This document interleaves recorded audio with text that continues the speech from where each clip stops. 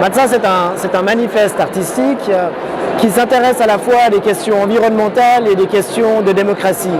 Ça repose sur la conviction que chaque population, où qu'elle se trouve à travers le monde, est capable de prendre en main son destin, de prendre en main son avenir, et à la fois de penser qu'ensemble, lorsque les gens se mettent en commun, ils sont tout d'un coup plus intelligents que s'ils travaillent seuls dans leur coin. Et fort de cette idée-là, j'ai commencé à construire des lieux à travers le monde, dans le désert, sur les glaciers, et maintenant aujourd'hui en Tunisie, où j'invite à travailler avec moi des artistes, mais aussi des scientifiques, sur des questions d'écologie, sur des questions de politique.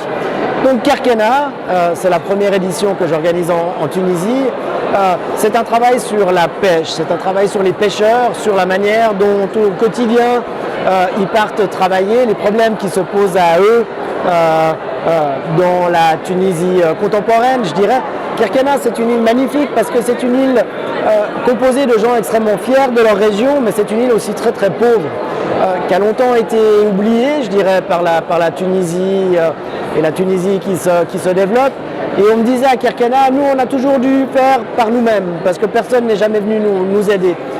Et du coup, il y a vraiment un esprit à Kerkena qui pour moi m'était cher, et j'avais envie d'inviter des artistes tunisiens, mais européens aussi, à travailler pendant 2 semaines à Kerkena, au contact quotidien avec les pêcheurs.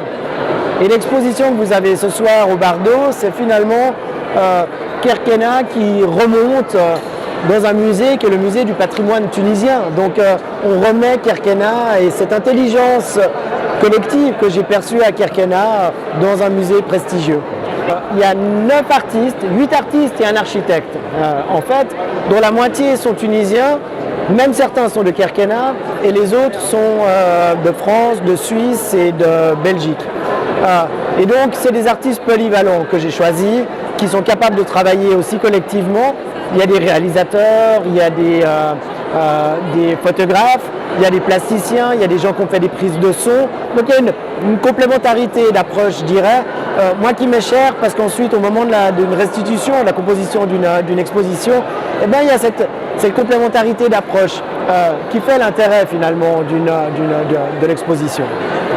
Alors, c'était la première étape. Elle est, je crois, réussie.